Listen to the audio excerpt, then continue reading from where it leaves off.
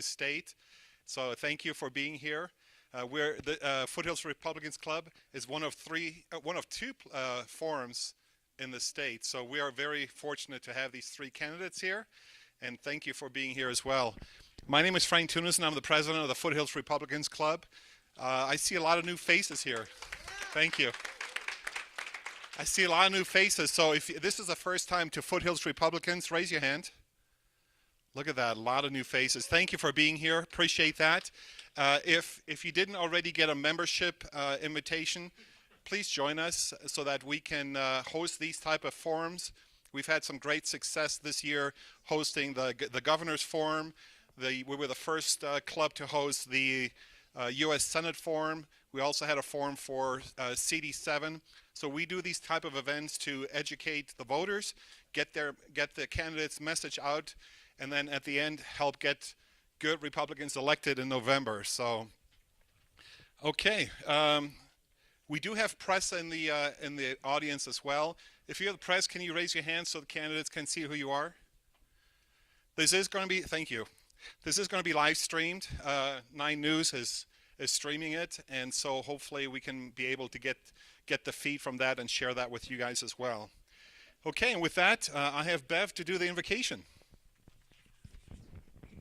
So this month we celebrated the National Day of Prayer, and the president signed a proclamation reminding Americans or encouraging Americans to pray. It's not just a fun holiday. This was required in 1952. Congress passed a law requiring each president to do that. So with that in mind, would you bow your heads with me, please? Thank you, Father, for the privilege of coming before you today and humbling ourselves in your presence. Thank you for the blessing of living in the United States of America, where we are free to assemble and express our opinions. We ask that you bring your divine healing to our nation, which is suffering from divisiveness and leaders who would remove you from all public affairs. We pray especially for Ukraine and ask for peace in the region and comfort for those who are suffering. Please bless everyone here this evening and be with our candidates as they present their case for why they should be our next Secretary of State. In the name of Jesus, amen. Thank you, Bev. And Brian, can you do the pledge for me? We talked about this, right? You know the words, how to start this? I think so. Please rise. And join me in the pledge. I pledge of allegiance to the flag of the United States of America and to the republic for which it stands, one nation, under God, indivisible, with liberty and justice for all. Thank you, Brian. You did good. All right. Well, I also want to introduce the board for Foothills Republicans. I can't do this on my own. We have a great board, great volunteers. So if you're a board member, at least raise your hand. Thank you guys for your help. Much appreciated. But I want to give a special thank you to 2 ladies that really put so much effort into all of these events. So Mary and Bev, can I get you to come up here, please? I know, I put you on the spot. So Mary is our coordinator, and she does everything in the back. I can't do anything unless I get her permission. So I always say, Mary, am I allowed to do this? And she says yes. And Bev is coordinating, reaching out to the hotels where we can host these meetings. She's reached out to all the candidates for us. And I just want to say thank you. You really made my job much easier. So with that.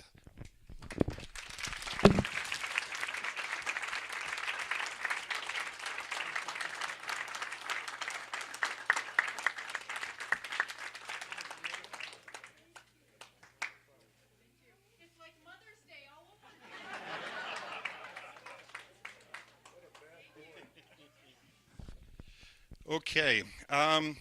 This forum is also hosted by Jefferson County Republicans. They're the ones that were able to make the arrangements for us to have this room. And they are hosting a Liberty Picnic at Clements Park on June 12th. It's going to be a big event. Registration is required, so go to Jefferson County Republicans, sign up for that. It's going to be a big event on June 12th. And I've talked about membership.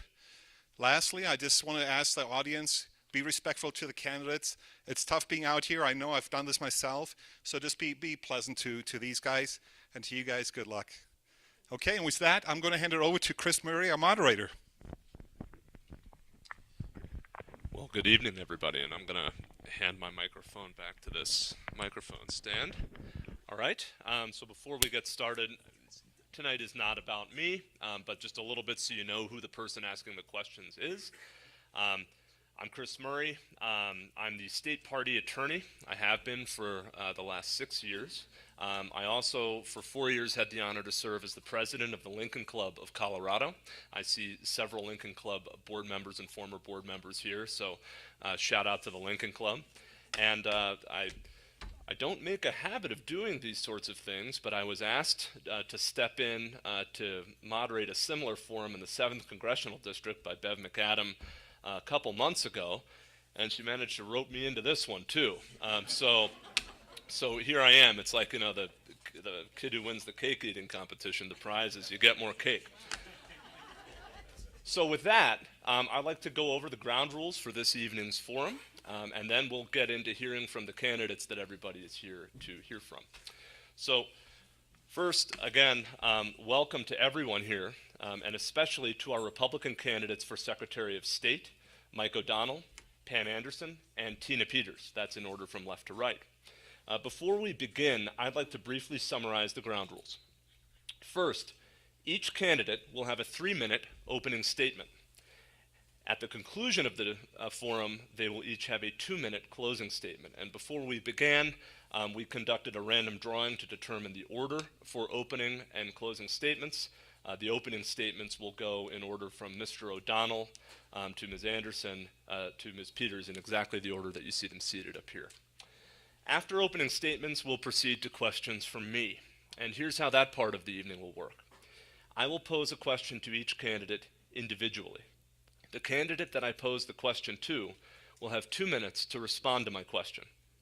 After the candidate's response, the other 2 candidates will have up to 1 minute each to respond to the answer from the candidate to whom I originally posed the question. Finally, the candidate who is first on the hot seat will have the opportunity for a 1-minute rebuttal to the responses from the other candidates. A quick note about that too. Tonight is about our candidates in the race. It's not about me or the questions that I ask. Even though we are apparently going to be live streamed on 9 News, I'm not Kyle Clark, so I'm not going to engage in any gotcha questioning. After my questioning, which should finish around, if you're watching, around the 7:30 mark this evening, we'll give each candidate the opportunity to ask a single question to the other 2 candidates. And so you understand it's one question, then each of the other 2 candidates will take turns answering that question. Each candidate who has to respond to that question will get 2 minutes to do so. We also drew random order for the chance to ask those questions, and we will follow that order when we get to the candidate questioning period. After that's finished, we'll get to closing statements, and as I said, we already drew for random order for closing statements, and we will follow that random order. The candidates are aware of what the order is, and I will remind them of it when we get to it. Finally, time is going to be kept by Jason Lay. He's the treasurer of the Foothills Republicans. He's sitting right here. He will give a 30-second warning to each candidate, and then he will indicate when time has expired. Just to be respectful of everybody's time, we will enforce that. So if time expires, I will say your time is up, and I'm sure that'll be all we've got to do. So that was a lot of rules, but when you hire a lawyer to do these things, what do you think is going to happen? All right, so let's get to opening statements. And as I said, Mr. O'Donnell, you have 3 minutes for an opening statement. The floor is yours. Thank you. Good evening, everyone. My name is Mike O'Donnell, and I want to be the next Secretary of State here in Colorado. I'm running for the position because I cannot continue to sit by and watch the economy of our state decline. As a naturalized Australian-born U.S. citizen who moved here in 1988 to marry my wife, who was originally from Kansas, I spent the last 34 years helping small businesses start, grow, prosper, and add jobs within their local communities. Over the last 22 years in Colorado, I've assisted more than 4,000 local businesses across the state, create more than 26,000 jobs here in Colorado. And now I want to bring my experience to the office so that I can help the 170,000 employers we have here in the state of Colorado and the other 850,000 businesses that do business with the Secretary of State each year, especially as we go into this next recessionary period with high inflation. Secretary of State is the point person in Colorado to ensure that we have election integrity. That necessitated that that person who fills the role must be a person of good character and high integrity. Certainly not the case today. Since the 2020 election, much has come into question regarding the integrity of our elections. There is a current ongoing and active federal court case in our state that alleges Colorado's voter rolls are amongst the dirtiest in the nation. I've been personally reviewing the voter rolls myself, and I certainly agree with that court case. I found voters registered at street addresses that don't exist, voters apparently living in businesses and government offices, duplicate voters in the same household, and impossibly large numbers of voters apparently living in and voting from suburban homes. People have been asking me what I'm going to do about things. What's my plan? Well, let me share with you some of my plan of attack. I don't have time for all of it.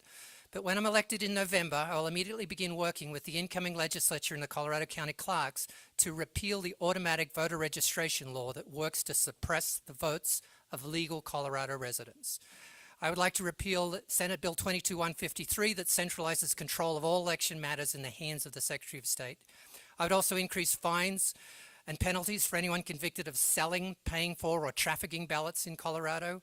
And I'd reintroduce House Bill 22-1078 that requires all voting machines used in Colorado to meet or exceed the NIST requirements for election integrity on machines. Those standards were upgraded in 2021. The machines we use here in Colorado were using the 2005 standards, have not been upgraded since then. I'd also repeal legislation that allows for same-day voter registration in Colorado. I'd also require anyone with a Colorado residence requesting a ballot mailed out of state or overseas apply for an absentee ballot. You may not know, but we currently mail 43,000 ballots out of state each election cycle and more than 16,000 ballots overseas each election cycles, many of them to addresses that physically don't address. So those are just a few things. I'd also establish a practical definition of residence for the purpose of adding voters to the Colorado voter roll. We're very confused about when someone is a resident or not here in Colorado, and because of that, that's part of the bloating of the Colorado voter rolls. So thank you for your attention this evening. Appreciate the opportunity to be here. Take care.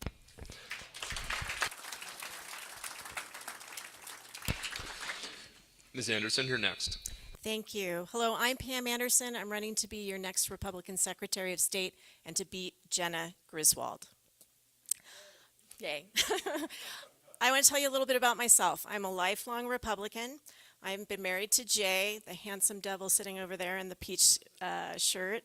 We've been married for 28 years. We raised two great kids. They're also over there. I can't look over there or else I get too nervous. I was raised by a cop. Both my sisters are in law enforcement. Their husbands are. My dad said I'm his only obedient child. I didn't become a cop, but my value for public service came from them. I was elected the clerk and recorder in Jefferson County twice. I was a municipal clerk before that. I have a master's in public administration. Jay and I are business owners, entrepreneurs, and I applied my private sector experience to increase customer service for Jefferson County citizens, access to those services.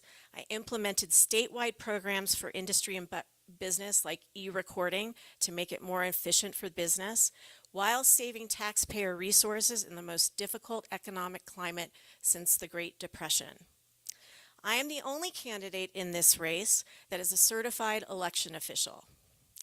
I have a record on voting integrity and the only one that is implemented and pushed for things like making sure every Colorado citizen votes on a voter-verified paper ballot.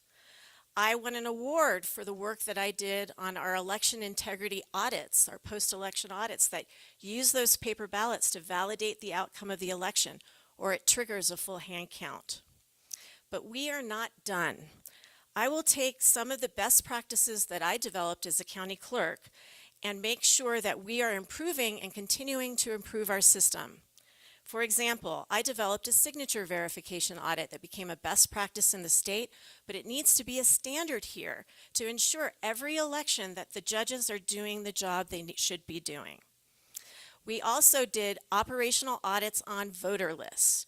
We improved our voter lists over time. The Heritage Foundation says we have some of the best lists in the country, but we can always do better. I agree, automatic voter registration with the Democratic legislature was wrong for Colorado and has eroded our voter list. I know what they are. Jenna Griswold is bad for Colorado. As executive director for the Clerks Association, I saw up close her hyper-partisan rhetoric and how it fueled distrust, eroded transparency, and how she weaponized the rules against people wanting to access the political process, like those with the initiative process or her political enemies. Coloradans need a fair referee that's experienced, professional, and competent. I will not spend taxpayer dollars the way she has, and I will be that fair referee.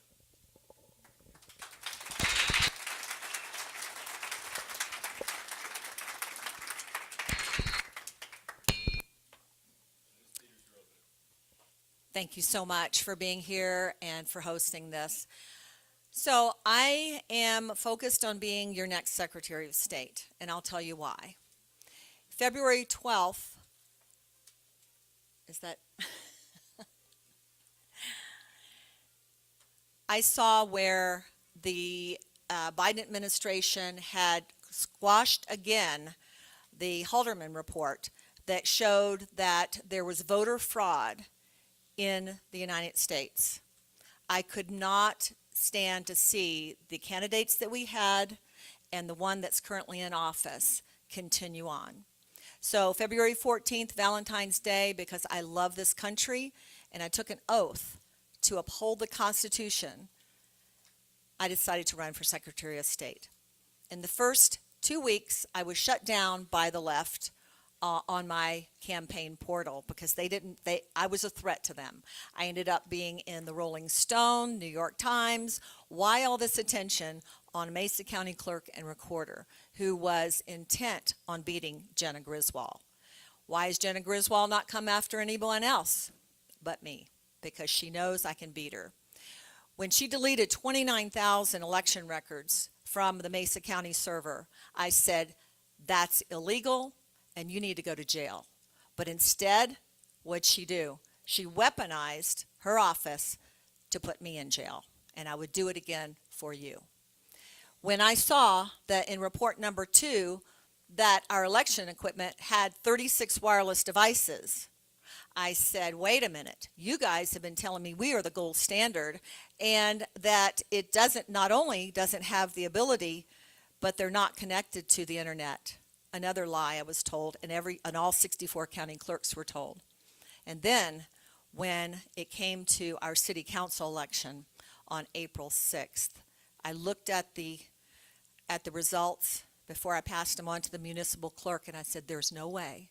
The person that just moved here with a mask, a progressive, could get elected over the candidates we had.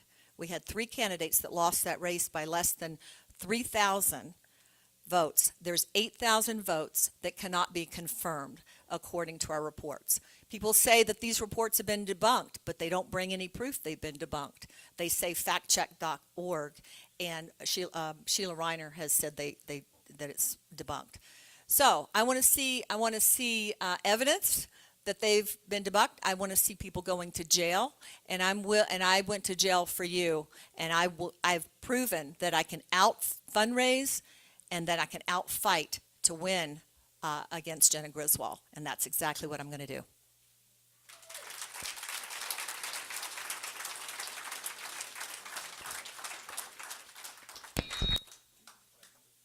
Just one housekeeping note to the candidates before I turn my microphone back on. I'll ask in between questions if you'll turn your microphone off because we're getting feedback when they're both on.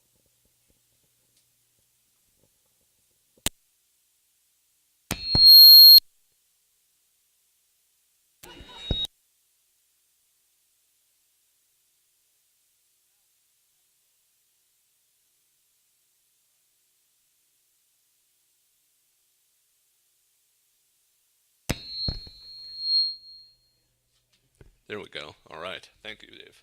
Okay. The first question will be for Ms. Anderson. Ms. Anderson, you heard Mr. O'Donnell referenced in his opening statement Senate Bill 22-153, that's the Colorado Election Security Act, which was just passed by the General Assembly on Tuesday the 10th, earlier this week. Now this bill had some Republican support, and it includes provisions prohibiting elections officials, and it includes a lot of provisions, but it includes provisions prohibiting elections officials from knowingly or recklessly spreading disinformation regarding an election, requiring all but the very smallest counties in our state to count their ballots by machine, and permitting the Secretary of State to certify an election when a local canvass board won't do it. So in general, I think it's fair to say that this bill moves power from the county clerks to the Secretary of State's office. Now, you're running for Secretary of State. Do you think, and I know that there's provisions in the bill that you disagree with, but do you think in general right now, moving power from clerks to Denver and the Secretary of State is the right approach? Why or why not? Thank you for that question. I don't think that moving power from local election officials to the Secretary of State is correct, nor do I think Congress should be making a power grab for elections like they did in H.R. 1. I read all 900 and some odd pages of that bill. It was wrong for Colorado, and it would have eroded our security here. But Jenna Griswold has been pushing a bill to take over elections in Colorado, concentrate her power, and violate the Constitution and your First Amendment right to say and think and what you want about how elections are conducted. Now, I also disagree with the fact that there is training and education and requirements. I'm a certified election official. I'm the only candidate in the race that's a certified election official. That's a law in Colorado. Within 2 years has accelerated that time. I think it's important for our clerk and recorders to be trained and educated on the job they do. But Jenna Griswold said it shouldn't have to apply to her, nor should the security rules. That's also wrong. The other place that I think that I'd like to hear from my opponents on is it bolsters security around things like keeping your cameras on 24/7, 365 on your voting systems. So county clerks like Tina Peters can't turn them off when she wants to hijack the voting system. So I think that's important. And if you can't support the security measures that are in there, that are supported by the county clerks and recorders, and the training measures, whether you're a candidate for Secretary of State or you're the Secretary of State that doesn't want it to apply to you, you should oppose this bill. But I, as Secretary of State, don't need a law to tell me to be secure. And so since you mentioned her, we'll go to Ms. Peters next for a 1-minute response. All right. Thank you. Thank you so much for bringing that up. Well, Election Rule 20.9.2 says that the cameras need to be on 60 days before an election and 30 days after. So after the April 6th city municipal election, it was past 30 days that I turned them off. It was May 17th, I believe it was. So we were not in an election. They did not need to be on by election rule, and I actually turned them on 90 days before the November election. So I broke no rules. Thank you. And in response to the cameras being on, yes, the Secretary of State wants the cameras on to see if anybody is doing anything in the room, like taking an image or doing an audit, but they don't tell you that they have secret passwords on the back end of the machine that allows them to do things that you can't see. So that's my response to that, and I've broken no rules or no laws. Thank you.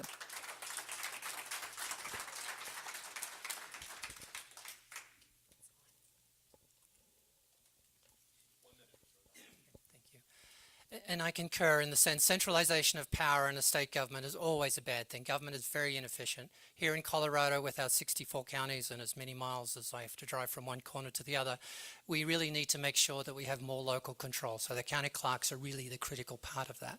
From the perspective of the camera thing, you know, CCTV isn't as big here as it should be, and I would hope that we all have cameras on our ballot boxes and every government building so we can track what's happening around it. So I'm not opposed to that. In fact, I'm surprised we don't have it now. But again, that bill is a bad bill. It needs to be repealed. We don't need to give more control to a Secretary of State who is a political hack and doesn't really know how to be a Secretary of State. So I hope that helps. But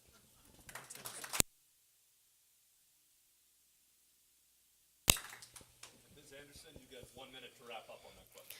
Well, Tina, a judge disagreed with you and a court disagreed with you when they've barred you from touching an election and said that the court finds that Peter and your chief deputy breached their duties by failing to follow the rules and orders of the secretary and the code, neglected their duties by failing to take adequate precautions to protect confidential information, and committed wrongful acts by being untruthful. I want to know if you are going to support increased security and the penalties for those insider threats for people that violate them. I will as secretary, whether there's a bill or not.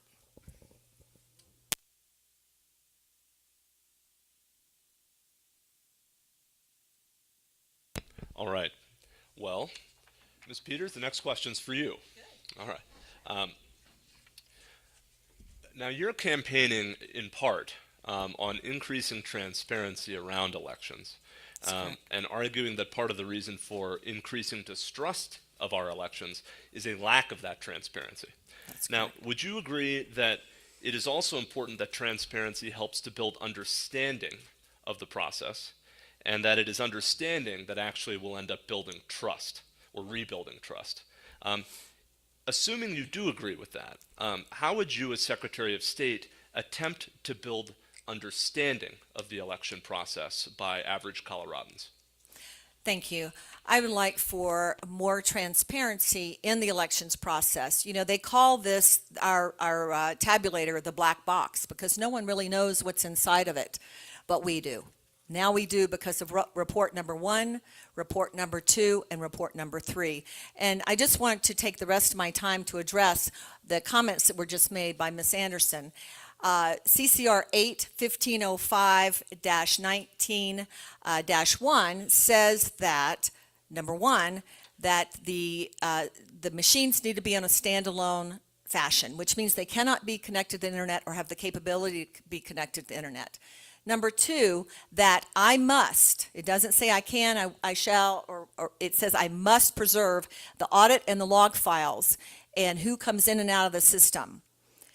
That's 29,000 of those that they deleted. And third, and most important to her comment, is that I can do it in whichever way that I deem most profitable and most efficient. And that's exactly what I did. I broke no law, did no unlawful acts, and just because a judge rules something, we've seen that many judges rule from the bench and not from the law. Thank you.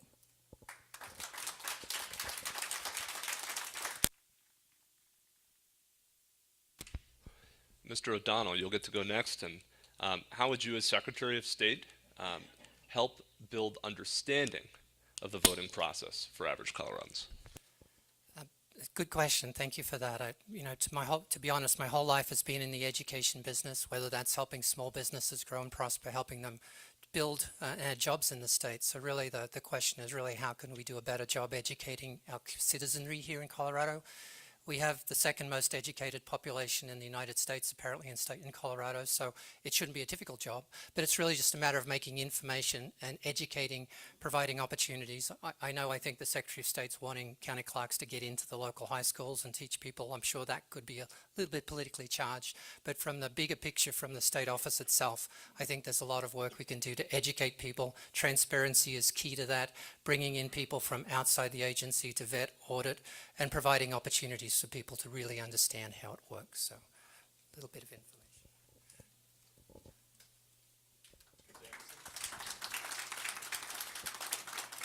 Same question to you, Ms. Anderson. Thank you. Well, as the Jefferson County Clerk and Recorder, I was responsible for 8 years, and then as municipal clerk before that for educating voters about the process.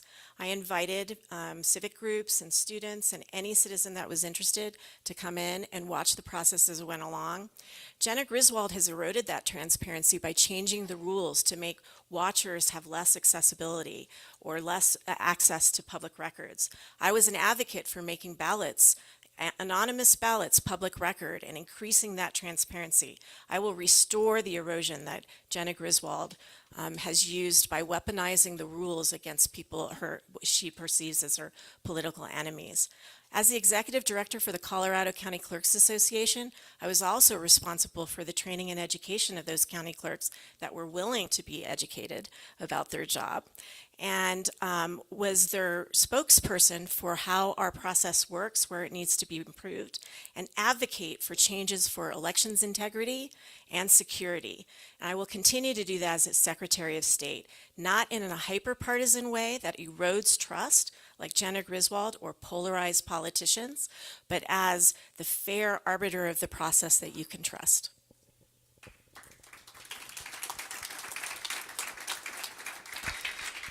And Ms. Peters, 1 minute to wrap up if you would like. Thank you so much. You know, and it's probably going to take more than 1 minute, so, but I'll stick to 1 minute, I promise. CTCL, Center for Tech and Civic Life, has eroded this trust, and one of our candidates is the director for the techandciviclife.org. And so I don't want the Zuckerbucks. I don't want the someone else teaching certain people in our voters. I want transparency, I want truth, and I do not want partisan people being involved in our political future. Thank you.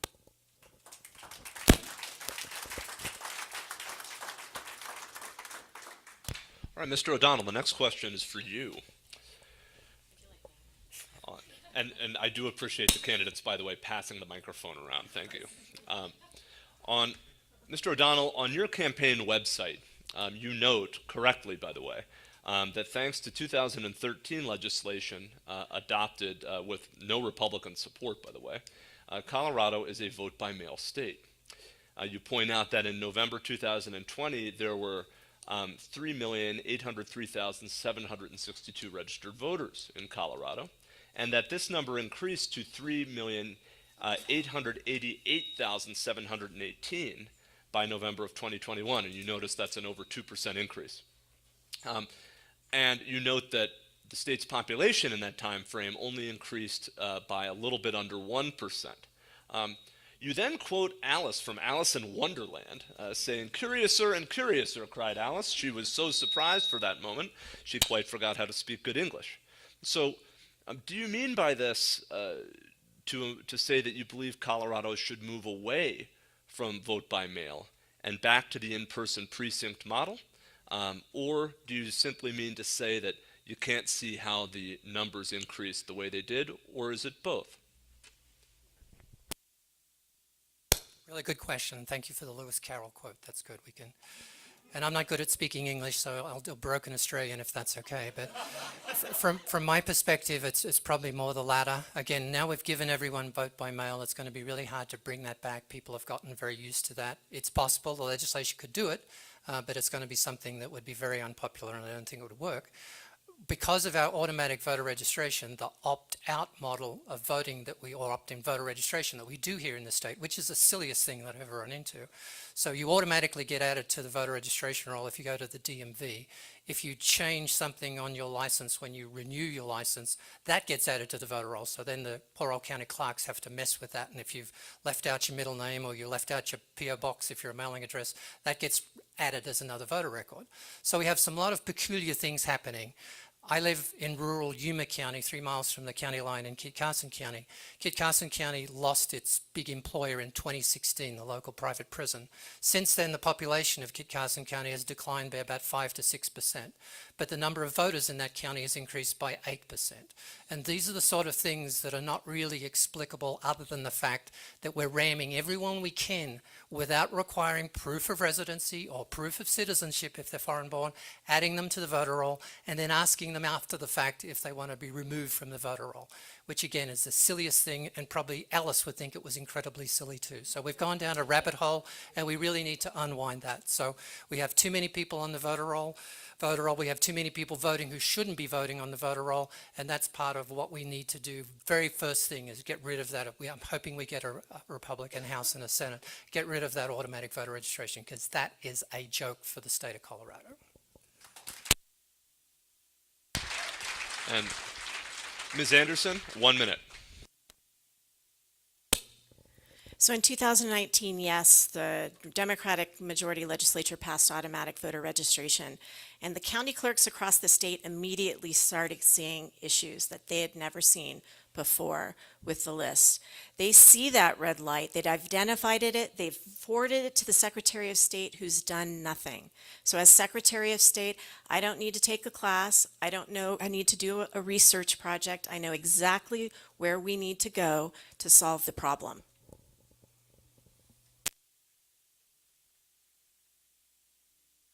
And Ms. Peters, 1 minute. So what was the problem? What was the solution? Okay, so first of all, we need to go back to precinct voting.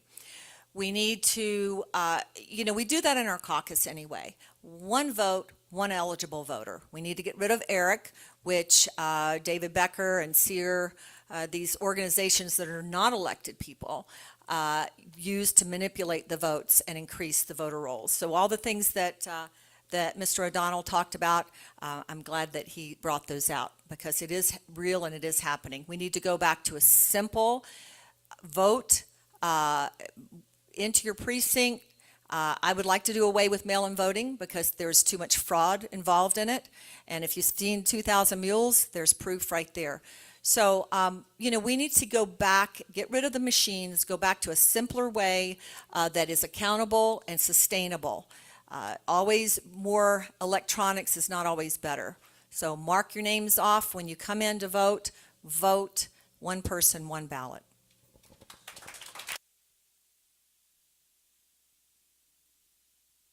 Mr. O'Donnell, 1 minute to wrap up, or just provide another Lewis Carroll quote if you like. I didn't know I had to bring Alice through the looking glass, but no, I have no comment. I'll give you back that minute. Thank you. All right. Ms. Anderson, the next question is to you. So, it's all right. Last year, Secretary of State Griswold adopted rules which eliminated the ability of county clerks to permit campaign or party-appointed watchers to challenge signatures at the first level of signature review, the first level of human signature review, which occurs with a single judge from either the Republican or the Democratic Party. Would you reverse that rulemaking? And if you would reverse that rulemaking, assuming you would you support legislation to make the ability of party or campaign watchers to challenge signatures mandatory and not discretionary? Thank you for that question, and I referred to that in my opening statement when I said Jenna Griswold had put her thumb on the scale for rulemaking to reduce transparency, and that is exactly the answer, the example that I would use for reducing election transparency. In Colorado, as the county clerk and recorder, I advocated for rules like that, like the original rule, to increase transparency in our state. Voter verified paper ballots, bipartisan watchers. We don't put pieces of paper up against windows so that you can't see in. You can get right up close and observe every piece of that election process. And Jenna Griswold has rolled that back. I do think that leaving on those cameras is also really important, because did you know that that camera surveillance is a public record that anybody can request? Independent verifiability is important in election integrity. You need to be able, as an election official, to say, come look at all of this and see all the evidence. Our public boards that canvass the election, our neighbors and our friends that serve as election judges. If we don't maintain that level of private transparency, we will erode the confidence even further, like Jenna Griswold has done.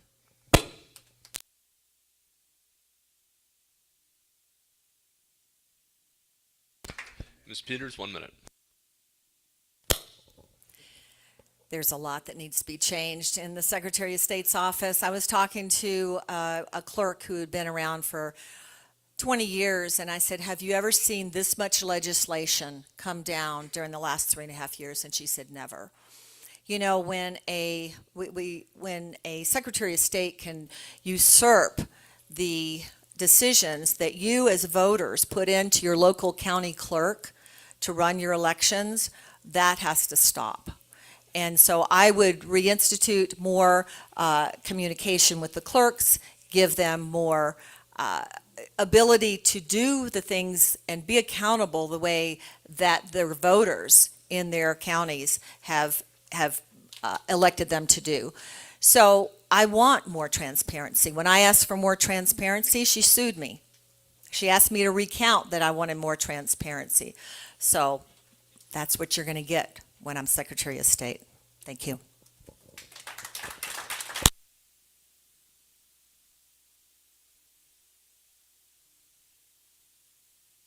And then 1 minute for Mr. O'Donnell. Thank you, and I agree. Transparency is really critical. I've heard from an election judge that the Secretary of State actually put out a memo not that long ago encouraging them to not challenge as many signatures as they used to. So there's sort of some overt pressure on them to not look at signatures as closely as perhaps they used to. But again, now we're working with the DMV to sign people up as voters. I'm not sure that I trust the signatures as much as we used to. So we don't have blue ink signatures. We don't have accurate legal signatures that are coming in on a piece of paper that we can then check our stuff against. And so from the perspective of making sure that the ballots and the signatures match has gotten much harder because we've automated that whole process. So those would be my comments. Thank you.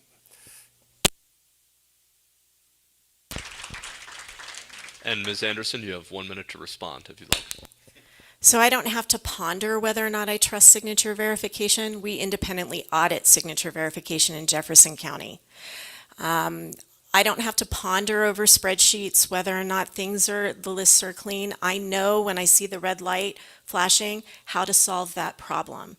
By increasing transparency, you fight back on the hyper-partisan rhetoric that erodes trust and discourages you as Republicans from getting out to vote. I think that's really critical to take your responsibility as an election official seriously and not, like Ronald Reagan said, not say, your government, we're your government, trust us, we're here to rescue you. It's trust, but verify.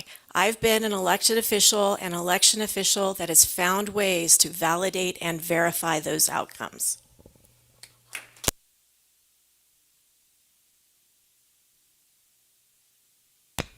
Mr. O'Donnell, you get the next question.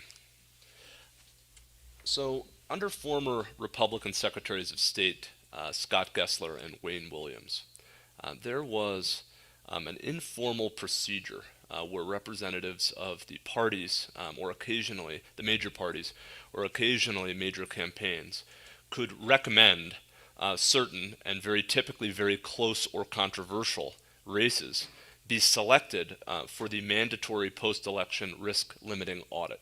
And for the benefit of folks here, the risk-limiting audit is a process that Colorado actually helped invent, where races are chosen supposedly at random after an election for a statistically relevant sample size of ballots to be pulled, and the physical ballots are checked against the tabulated results to make sure that they match.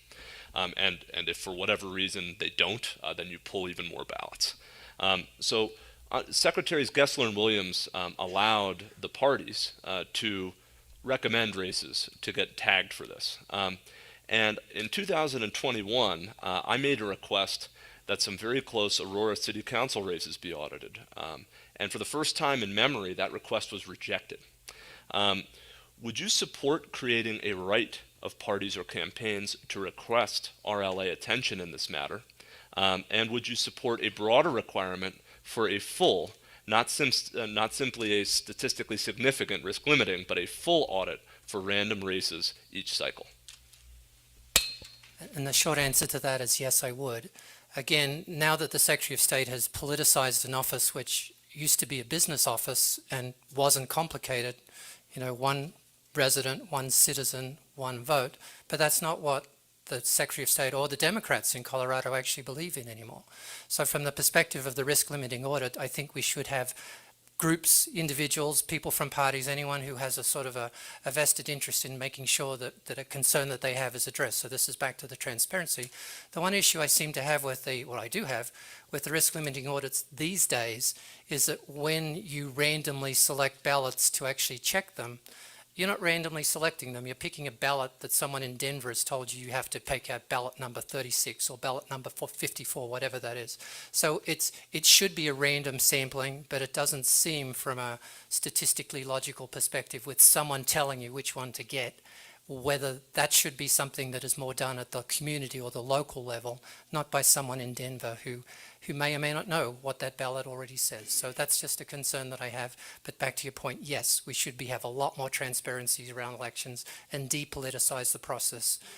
As Abraham Lincoln said, elections belong to the people, and you are the ones who decide what we do when it comes to elections, not some person who's sitting or not sitting in Denver. I don't know if their office is open again yet, but wherever they're sitting somewhere around. So anyway, my 2 cents.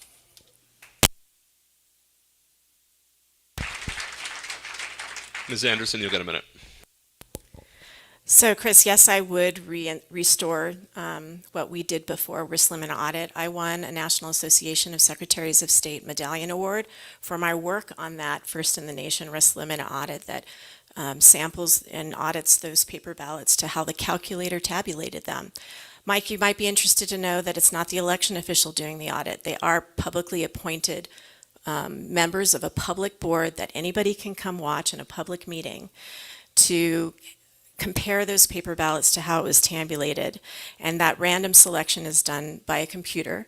I would be absolutely open to examining whether or not that's a statistically random thing, and open to any challenges that you might see on that. We need to restore what Jenna has eroded, in where we had so much more transparency with this process. It is why I'm running for Secretary of State. Your county clerks built and worked on this. There's still work to do, and it will not happen under Jenna Griswold.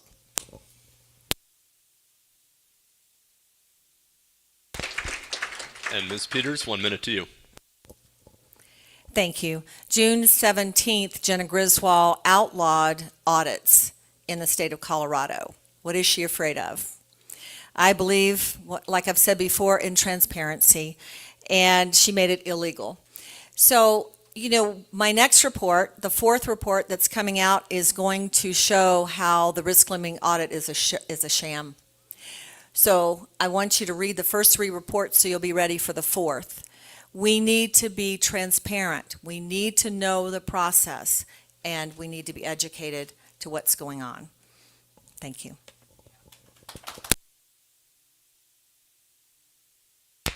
You want that minute this time, Mr. O'Donnell? Yeah, all right. Send it down.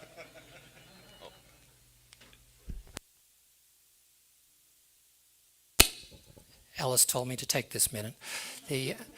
Just my one wrap-up comment there, of course, again, auditing what comes in is important, but given what I've been finding on the voter roll, we have a lot of excessive people on our voter roll. Because of our automatic voter registration, we have a lot of people voting who shouldn't be voting. So garbage in, garbage out. So if you're looking at just auditing what comes in, that's only part of the problem. We really need to make sure that we don't send out ballots to people who don't live in the state anymore. We don't send out ballots to people who are going to turn around and sell them. And we need to make sure that we only let eligible people, residents and citizens, vote here in the state of Colorado, and it shouldn't be much more complicated than that.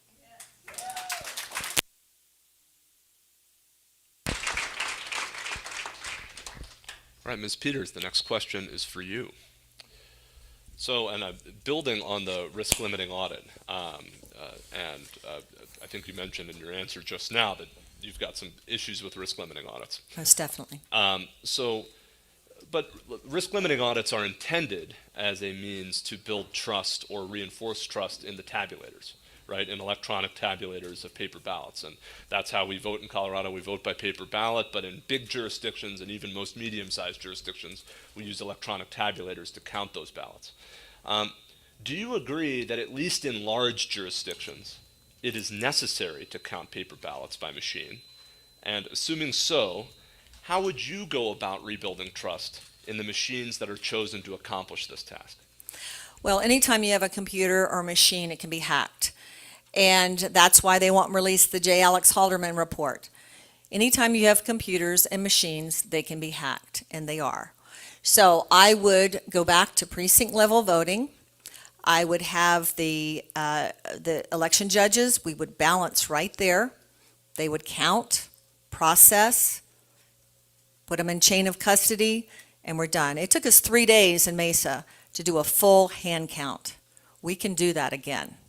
We don't need machines. Now, we can use machines to verify the hand count if you want, but I think that's a waste of money to the people of the counties.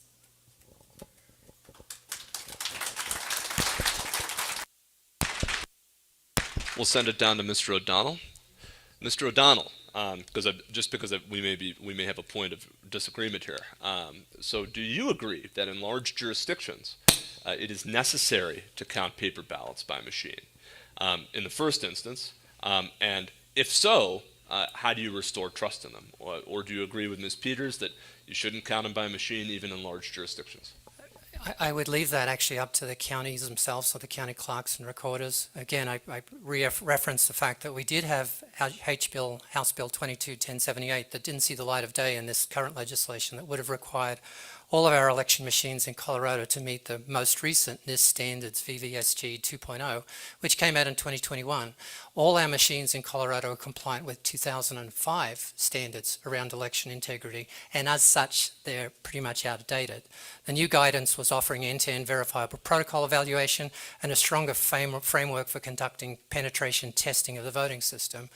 I concur with Tina in the sense that no technology is foolproof. We need to make sure that if we are using expensive scanners to count votes, that we make sure that they meet the minimum or exceed the minimum standards currently, not the standards that existed, 17 years ago when, I might have still had my Tandy, I'm not sure, but anyway.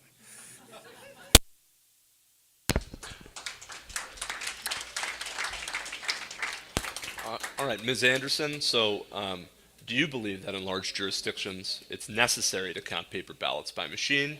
And if so, how do you build trust in those machines? Or do you agree that you don't have to count them by machine?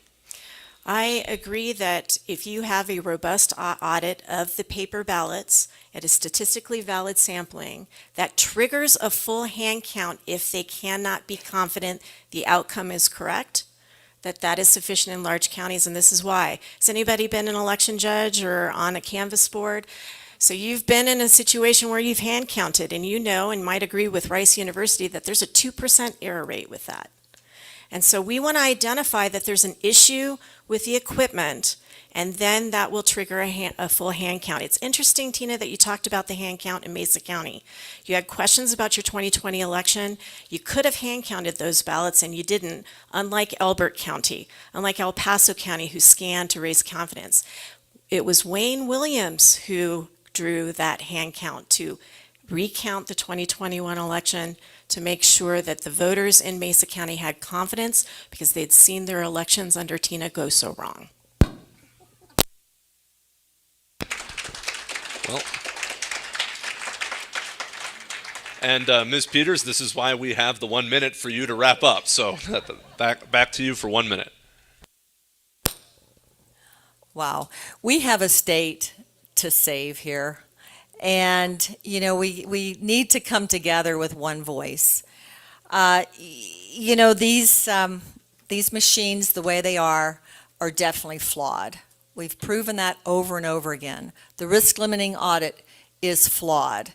When you have, if anyone's read the reports, when you have two different partitions in the system, and those of you that haven't read the report don't know that, you can pull those samples from anywhere you want for the risk limiting audit. So I won't take any jabs at Pam for the CTCL Zuckerbucks, but I would just want to say we've got a state to save, and what we've done here, what I've done here with the Mesa County reports has gone all over the country. And we're going to win this, and we're going to expose this, and we're going to make our elections more secure.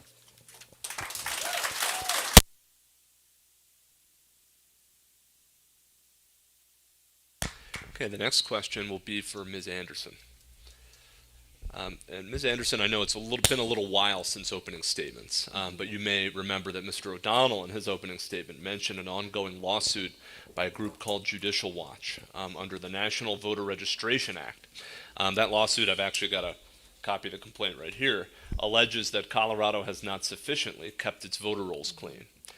For the benefit of everybody in the audience, the NVRA has a number of requirements, but pertinent here, it requires that states conduct a general program that makes a reasonable effort to remove from the official list of eligible voters the names of voters who have become ineligible for all sorts of reasons, particularly death or change of residence.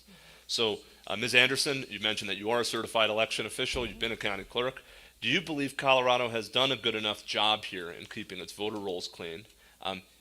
If not, where do you think the problem is? How would you solve it? And would you settle the Judicial Watch lawsuit upon taking office? Thank you for that question. So as a county clerk and recorder, I was a Colorado local government representative in a project that state-level secretaries of state do cross-state matching with states. We started with 8 states in this country. Now we're at 31 states, and our voter rolls have improved because of that project that I worked on. Cross-state matching for deaths, cross-state matching for moves. We need all 50 states to do that type of work to improve our rolls. In Colorado, the Democratic legislature eliminated the ability to remove a voter for inactive failed to vote, meaning for simply of not voting. The federal government says you need to remove them after 2 general elections, and we comply with that. But we need to look at the deadwood on the ballots. When we have evidence that they are no longer there, we can remove them. But there is a section, since the automatic voter registration, that needs to be improved, and we can always improve in elections administration.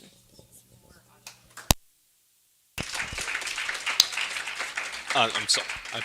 Ms. Peters next. Ms. Peters, 1 minute.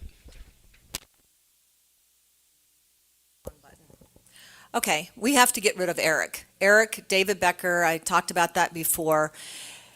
They compile registration statistics from all the different entities, and then what they do is they make us as clerks stop doing anything into the score system, which is the registration system, before and a period of time after the election until the totals are received from around the state. During that time, they inflate the voter rolls to where they can get their totals. It's criminal. It's got to stop, and that's where we're going to clean up our voter rolls.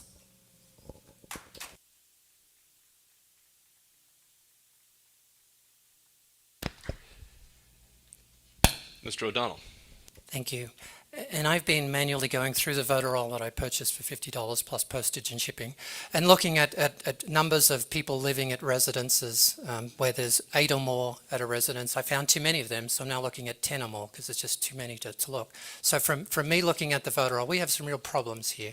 We lost about 200,000 people from our state last year. About a third of them are in their 20s, so I would guess a lot of them are students. We do not do a very good job removing them. The silly laws we have in Colorado requires the people who move to tell the county clerks that they've moved. And when you're moving across state lines, a lot of people move to Texas, a lot of people move to Florida, and for some unknown reason, a lot of them move to Washington State. But when they're moving, they're not going to, the last thing they're going to think about doing is telling you that they've moved. So we automatically pick up a lot of those, and then with automatic voter registration, we're picking up all sorts of ineligible people as well. So we have a real mess on our voter roll, and we should be embarrassed that we have the voter roll that we have.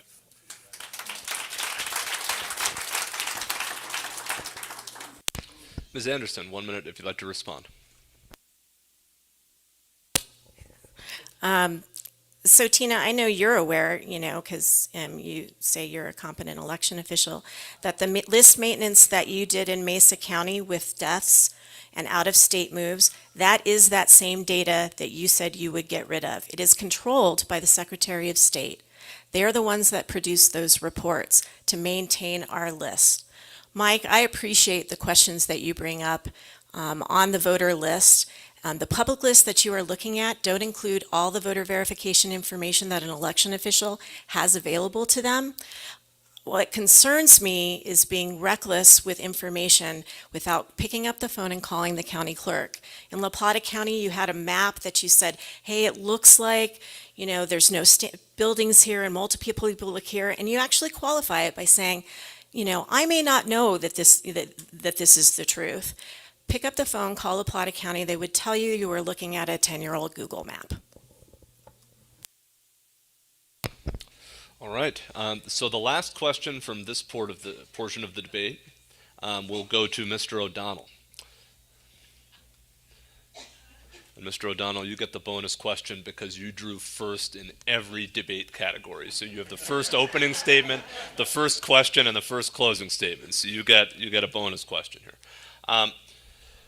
So we've been talking a lot about elections, and with good reason, I hope. But the Secretary of State also has other jobs. And one of the Secretaries of State's job is initial enforcement under the Fair Campaign Practices Act, campaign finance.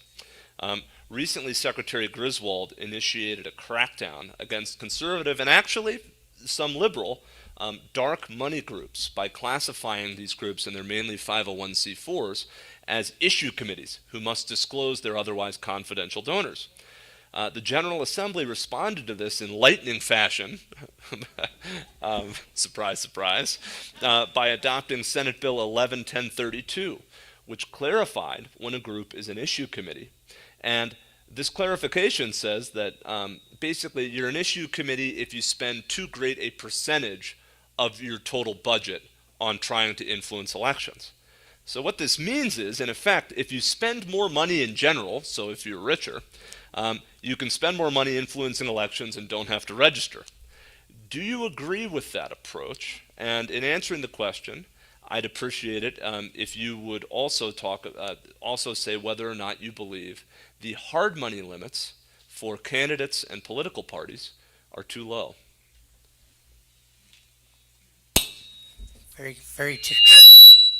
Very tricky question. Sorry for being feedbacky.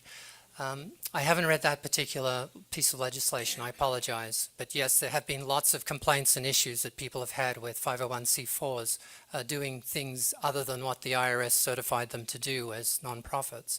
I think that is an issue we have in the country as a whole, as well as in Colorado.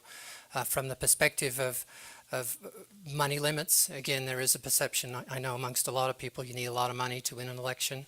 And that isn't always the case, and we saw that as part of the elections, especially on the east side of the country last year.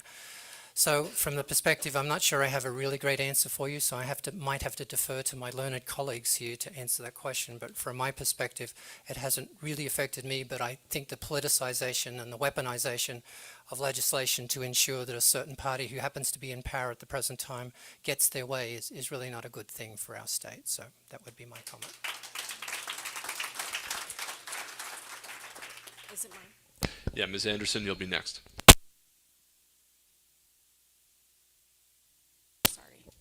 I'm familiar with the legislation and the court case that you're referring to.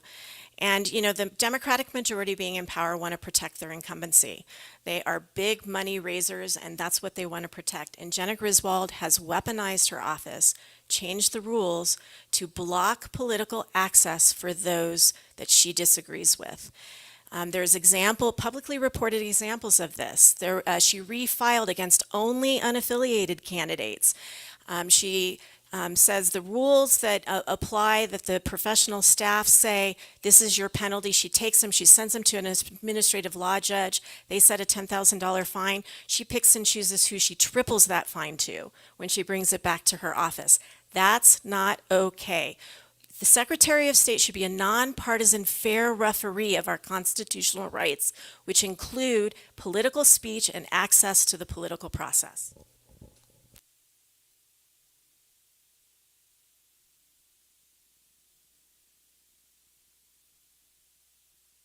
the time doesn't start until the microphone is free. Ms. Thank Peters, you have 1 minute. Appreciate that. Thank you so much. Well, Senate Bill 111022, yes, I would say that the limits are low for individual donors, with it being $2,500 for a couple.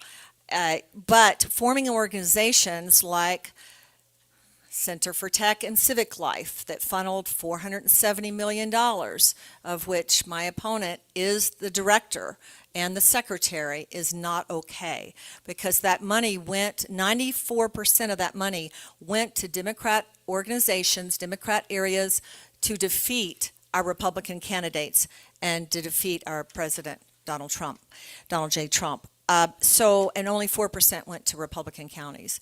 So there, on one hand, you have individual donors that are limited. On the other hand, you have organizations like CTCL that funnels the money into areas to help win in Democratic counties. So no, I think there's a problem. I think this needs to be looked at closely, and as Secretary of State, I'll do so.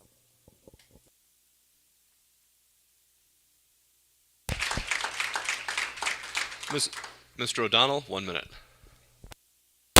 And one last comment. Again, we've got way too much legislation out of our friends in the Democrat Party this year and the last few years. So I'm hoping that when we flip the House and the Senate, we can undo a lot of this. I know that each legislator is encouraged to have 3 or 4 bills at whatever session it is, and I hope they use those to undo bills that exist now. So we've got way too much, and we don't need any more control. We don't need the party that's in power at the present time telling us what to do, and I'm really looking forward to you guys making sure, telling all your friends, that we elect the House that's Republican and a Senate that's Republican next time round. Thank you.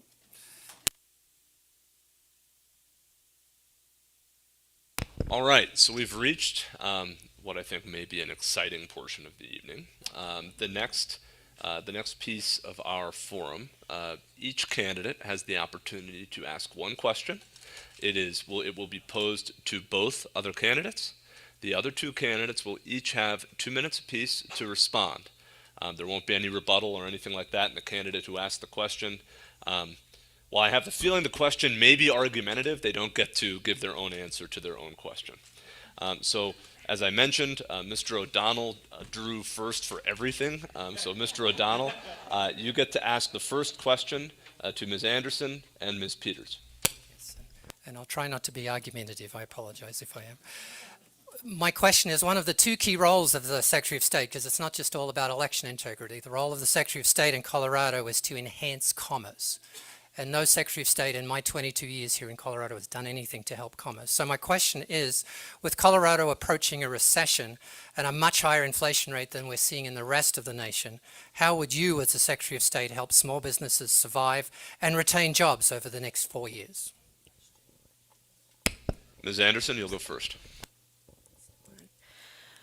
Well, as the Jefferson County Clerk and Recorder, I served on a committee that worked with Wayne Williams to actually increase commerce for industry. We developed the e-recording system for mortgage lenders to make it efficient for them to trade your land into capitalism, and that was an extremely important thing for the industry. So I would disagree that no secretary has done that. I also know that the statute requires certain things that the Secretary of State does. You aren't the economic development coordinator, but you can make it easier for businesses to do business in the state. We have a Secretary of State that closed her office for 2 years and isn't serving our business filers like they should be serving our business filers. We have charities that were really harmed by the inefficiencies for people working remotely from home. I would bring our workers back, reinstate our efficiency for our business. I would also make sure that I'm with the National Federation of Independent Businesses, making sure those business licenses are used to go back to the business and industries that they represent for this fee, and not fund, I don't know, more attorneys for Jenna Griswold.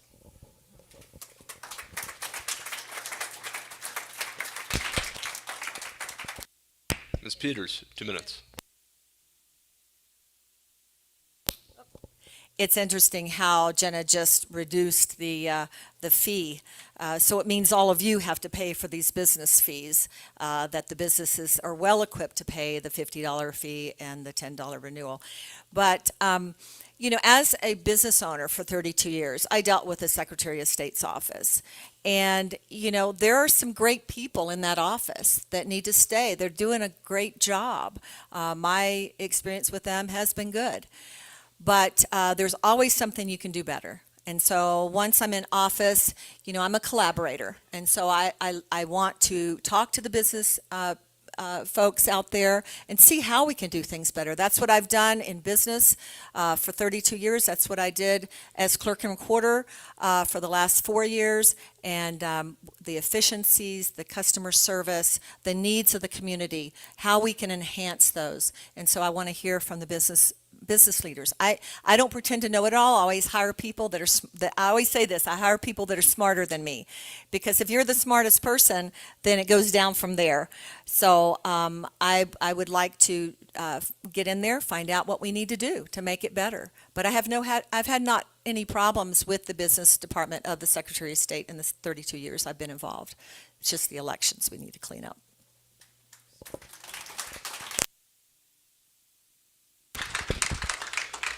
Ms. Anderson, you drew number 2 for question time, so you may pose a question to Mr. O'Donnell and Ms. Peters. Okay, thank you very much. The Secretary of State's office is a constitutional officer and chief election official for the state in regulating and enforcing federal election laws. Tell me, as Secretary, what would you do if you had a clerk and recorder that refused to train and become a certified election official in accordance with state law, that refused to send ballots to overseas military voters until they re-registered to request a ballot in conflict with federal law, that forgot to collect ballots from their ballot drop box right outside their office and didn't find them until the next election, that violated voting system security protocols by giving away their passwords to a special interest group, that stole the identity of a constituent and gave their credentials to an unauthorized person and blew up their constituents' lives. Well, it's a hard question for me to answer.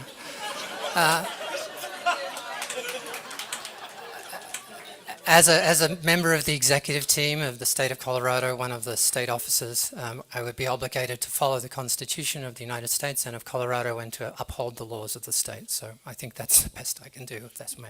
Or I can quote some more Alice in Wonderland, if you like.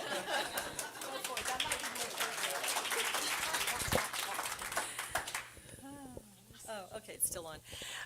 So obviously, I strike fear not only in Jenna Griswold, but also this candidate over here. So it's gonna, I've broken no laws. I did not furnish passwords. All these things that she's accused me of. It's funny in this country, we are, I hope, still innocent until proven guilty, right? But all those things she just accused me of is the same thing that Jenna accused me of. And so I'm really, I think they're more aligned than they realize.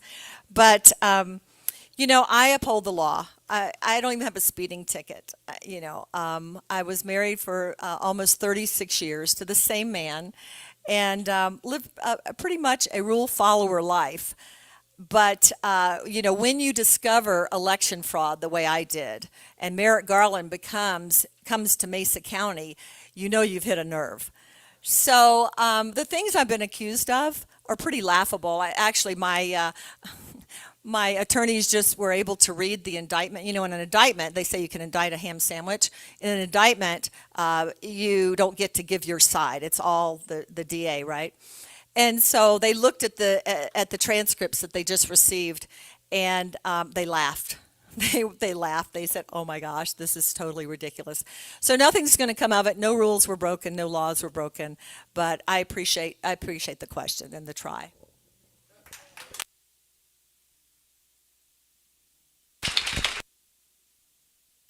Well, Ms. Peters, the microphone stays with you because you get to ask the last question to Ms. Anderson and Mr. O'Donnell. I'm going to be a little kinder, but how important is it to you? Is integrity to you?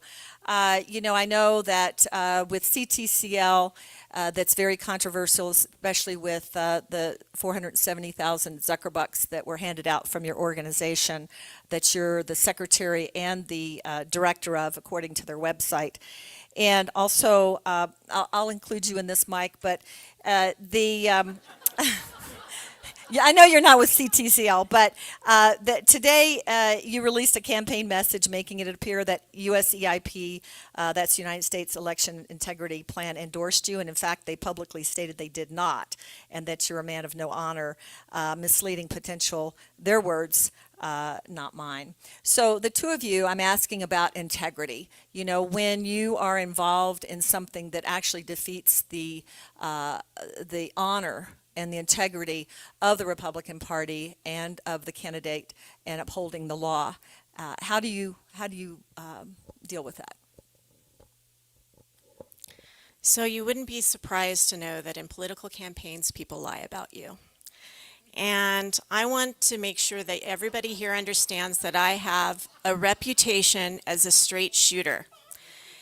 And I will tell you that I don't know Mark Zuckerberg. I've never met him. I've not been paid by Mark Zuckerberg. I've never taken any campaign finance, anything from Mark Zuckerberg. I've never ridden on a private plane of a millionaire or hidden from law enforcement at their ranch either. But what I have done is I've gone to the table as a conservative to a nonpartisan group, multiple nonpartisan groups, as a representative to support training and education for local election officials, like a school board member would do. And even when in the minority, I fight for local election officials to bridge funding gaps when hyper-partisan secretaries like Jenna Griswold uses half of the COVID money, $3 million, to make commercials for herself instead of putting it in the local elections.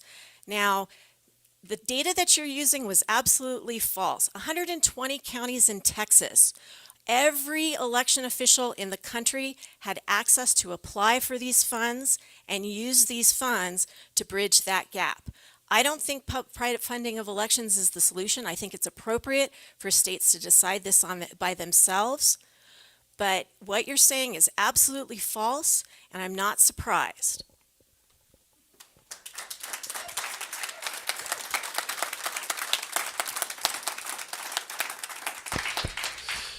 And Mr. O'Donnell. Just to address USEIP, indeed is a nonpartisan group. I was very surprised that they actually did a little article about me at their newsletter last week, but in no way was that an endorsement, and they've made it very clear that it wasn't, and I do not consider, I've not sought any endorsements, and I will not seek any endorsements, nor will I seek any support from any large businesses in my run to be the Secretary of State. From the perspective of integrity and character, one of the things I did at Colorado Lending Source, my 20 years there, is I created something called a character-based loan program. And I've taken that model across the United States, teaching other nonprofit lenders how to make loans on the basis of character and not credit score and collateral. The state of Colorado adopted that and called it the Colorado Microloan Program. So a lot of my work has been working with people to try and make sure that we help those businesses with integrity and character succeed, because they're the ones that will add jobs in our economy and survive and keep jobs alive and keep families fed as we go through this next recession. So integrity is essentially who I am. Again, I'm not looking for political endorsements or business endorsements, and I will decline any that I get. So that's the sort of character and integrity that I present, at least to this group. Thank you.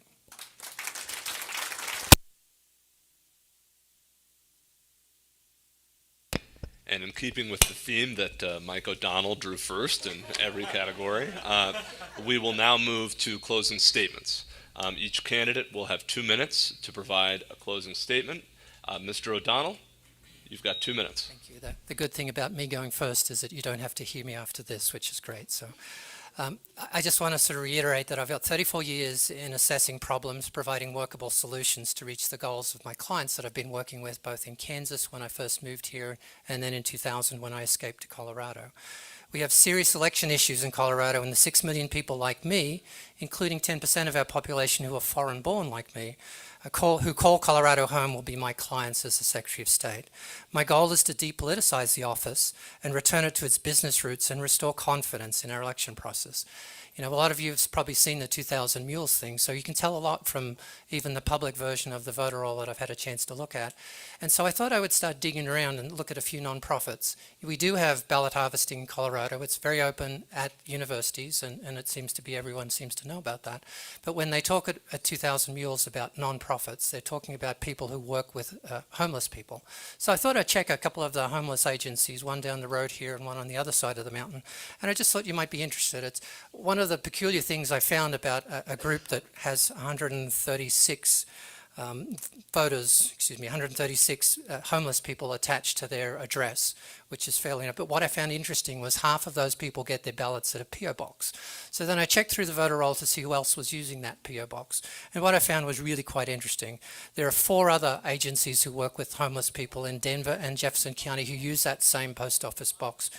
We have, I've lost my place here, but we have 109 different voters have their stuff sent to that post office box. And again, there are 4 other agencies. We have people at 4 hotels, 28 different apartments and houses, a library, a parking lot, an intersection, a median strip, an address that I couldn't find. So all of those people are using that PO box to send their ballots to. So from the perspective of, does this look like it could be weird or not? It possibly could.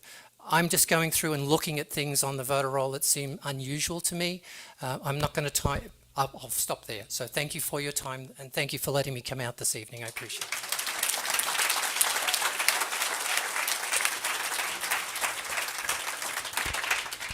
it. Ms. Peters, 2 minutes. Thank you. As a business owner for 32 years and the clerk and recorder of Mason County, I've been able to see what the Secretary of State does, what the office does, where there are inadequacies, and we've got a lot to fix. My Navy SEAL son, I'm a Gold Star mom, lost my son in 2017. In his SEAL Team 6 paperwork, where it said describe your mom, he described me in 3 words: she fixes things, and we've got some fixing to do. You know, it's the ballot harvesting, the ballots, the Zucker boxes, the ballot box that was stuffed and I got framed for, and they recalled me, the one that she's speaking of, or tried to recall me. It didn't work. They've been trying to take over. When I say they, I'm talking about the left, has been trying to take over the Western Slope since I've been involved as clerk, and especially since 2019. And we've got to fight back. I believe that Colorado is a red state. I believe that because of our broken election system and what we've found in these black boxes, that there are leaders that have been selected and not elected. And I say that with full confidence that we've got to fix that. And I'm the only one that can do it. I'm the only one that acknowledges it. I'm the only one that can do it. And I'm the only one that Jenna Griswold is afraid of.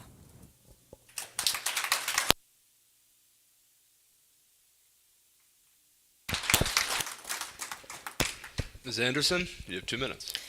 Thank you, first of all, to the Foothills Republicans and everyone here for taking time and inviting us as candidates to share a bit about ourselves in a really important race. Who knew a Secretary of State's race would get this kind of attention? Coloradans want to return to our tradition of a proven, professional, principled, and responsible Secretary of State. I believe that voters have a clear choice. As the only candidate that has both the business background and the only certified election official with years of proven experience in both securing elections and improving access for our constitutional rights, even for the temporarily displaced homeless, I have both won and represented the most politically diverse jurisdiction in the state with distinction. But I think this race is important for other reasons. Republicans and unaffiliated voters have an opportunity to send their best candidate to November to restore balance and trust for Colorado. I'm a lifelong Republican. I grew up in the valley that the Reagan Library now overlooks. I chose the Republican Party and its principles of individual rights, states' rights, low taxes, belief in the Constitution, the rule of law, and spreading democracy here and abroad. And like Reagan said, trust but verify. I have been a precinct committee woman, state central committee member. I've worked for 4 respected Republican legislators.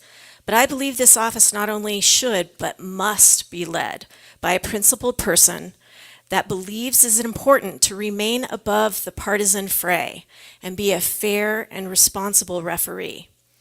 This is election for the Republican Party, not only for this race, but it will decide our relevancy in November and whether we are the party of the rule of law and a free democracy.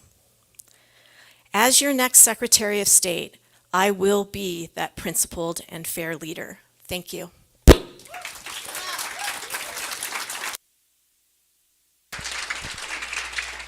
So, you already beat me to it. A round of applause for all the candidates, but I will say thank you to every one of you.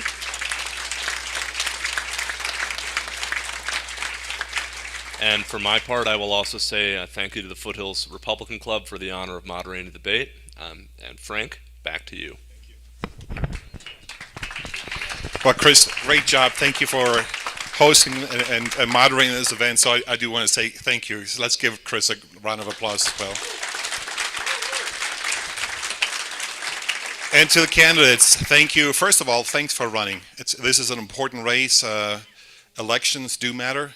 Integrity is important, and no matter what, whoever wins the primary, we need to get behind them to defeat Griswold. We cannot have her be a Secretary of State. So, thank you. I know that the real reason why you guys showed up is because we got some Enstrom candy here. So yes, so there's that. So thank you for that. Thank you, Rick and Linda, for helping with that. Chris, thank you as well. So, you know, we need to make sure that we get behind all Republican candidates. We need to knock on doors for these candidates. We need to make phone calls. We need to talk to our neighbors about who is the best candidate and who is going to defeat the Democrats here come November. They also need donations. So the candidates are going to stick around for a few more minutes afterwards. Talk to them. Ask any questions that you may have. I want to thank all of you for coming out. Thank you again. Very much appreciate it. And then lastly, I got to make another pitch for Foothills Republicans for our membership. Obviously, we put these kind of events together. The money that we raise goes right to these candidates to help them get elected. So thank you for joining us. Have a good evening.